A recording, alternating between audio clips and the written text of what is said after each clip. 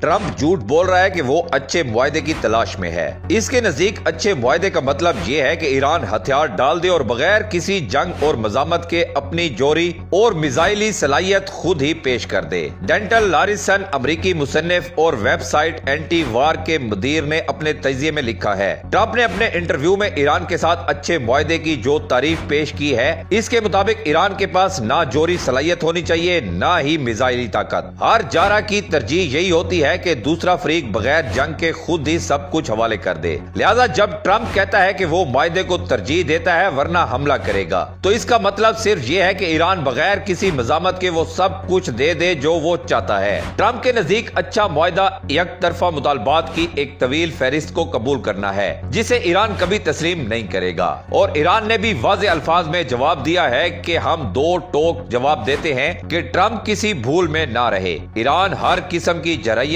کا منہ توڑ جواب دینے کے لیے ہر وقت تیار ہے، اور ایران نے واضح کیا ہے کہ انہیں یقین ہے ایک نہ ایک دن امریکہ کے ساتھ جنگ لڑنی پڑے گی۔ تو ایران نے واضح طور پر اعلان کیا ہے کہ وہ دن جب بھی آئے ہم تیار ہیں۔